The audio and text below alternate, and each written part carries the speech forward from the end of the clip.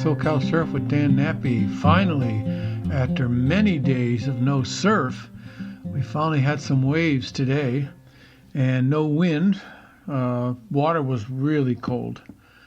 And it's going to get colder. So this is not the best, but this is winter time, so you got to do what you got to do.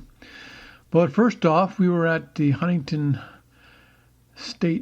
Pier on we started on the north side where there was very few people on the north side, and that's because there were very few waves. But as we sat there and chased a few waves down, we decided to go to the south side where there was a whole lot more people and a lot more and better waves. So we spent half the time on the north side chasing down waves that a lot of them would just roll, but then occasionally some bigger sets would come in that would break. And so we managed to get a few of those. And then we managed to we kept looking over at the south side thinking that maybe we should go over there. And so we decided to paddle over after about an hour on the north side. And the waves were definitely better, but there were a lot better surfers and more of them. So a lot of the waves that could come through, they were in better position. They were better paddlers. And they would catch the wave, and so you couldn't get it. So what I did is I moved into towards the shore, a little shallower, and got some of the smaller waves that weren't crowded at all. And so I was able to get quite a few of the little ones, which is great, and not as big, not strong, but I was able to get some pretty good shoulders. So was pretty happy about that. The water is really cold. You're looking at 56 to 58 right now. And that's when it really starts to feel really cold. And so when I first got in, and I had, full wetsuit, 4.2 with the booties.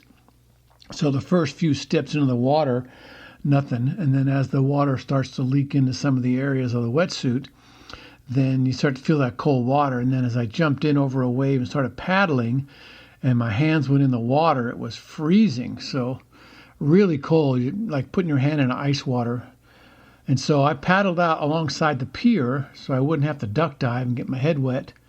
And I was successful at that. So I paddled out along the pier, and then I moved over going northward away from the pier and caught some waves. But as I caught a good left and I rode it for a while, I was thinking I'm going to have to paddle back out. So I got out of the wave, and as I did, another set came in. So I had to paddle through it, and I was duck diving. And boy, when you put your head under that water, you really feel the cold on your face. So it was pretty cold. And then after, a few times of duck diving like crazy, I decided that I was going to paddle towards the pier first and go out alongside the pier, which I did. And that limits the duck diving. So for cold water, normally you wouldn't do that, but I made a little extra effort to get towards the pier so I could paddle out alongside of it and avoid getting under the water. And that worked well. And then on the other side, when we went over to the south side, by then the water didn't feel as bad. The sun was up pretty high, so that helps a lot. So as I caught waves on the south side, I was catching the smaller ones on the inside break. And so I would move, before I paddled out, I would walk towards the pier because there was a current that was pushing south. So I'd walk along, I was still in the water, waist to knee deep. And then I would push myself further north until I got close enough to the pier where they weren't breaking very hard. And then I'd paddle further towards the pier. As I paddled, I angled towards the pier. So I was going towards the pier and out. And that avoided any duck diving, which is a plus when it's really cold. And then the drift would bring me back in towards the break again. So was able, when you're catching the smaller waves on the inside, you're going to get hit with the bigger waves occasionally. And so only happened once or twice that I can remember that a bigger set came in. I had to duck dive it. But for the most part, I was just inside, so I was able to get the smaller ones. When nobody was on them, I watched outside. No one caught it because it was too small to break outside. Then I would move into position.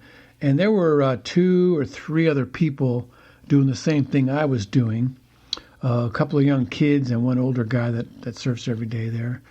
I don't know his name, but I see him a lot. He was also riding the smaller inside breaks. It's just a lot more of them. You don't have to, sit out there for 20 minutes waiting for a wave to accidentally come your way.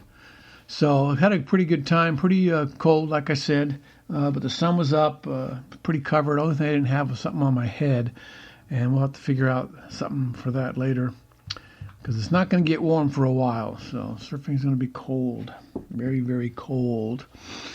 But that was it. Beautiful day, sunny, blue skies, blue water, great surf. Temperature of the air when we first got there, the air temperature is probably 57 to maybe 60. But then as we were leaving, I think it was about the same because you were wet and the wind's blowing a little bit and you could feel that cold water on your face and pretty cold. So anyway, we'll see what happens tomorrow. It's supposed to get better on Thursday. Today's Tuesday. Wednesday's supposed to be about the same, so we shall see. And then Thursday, some sets are coming in waves are coming that should be pretty good. So let's hope for the best on that, and I will see you tomorrow. Thanks for listening to SoCal Surf. See you in the water. Thanks. Bye.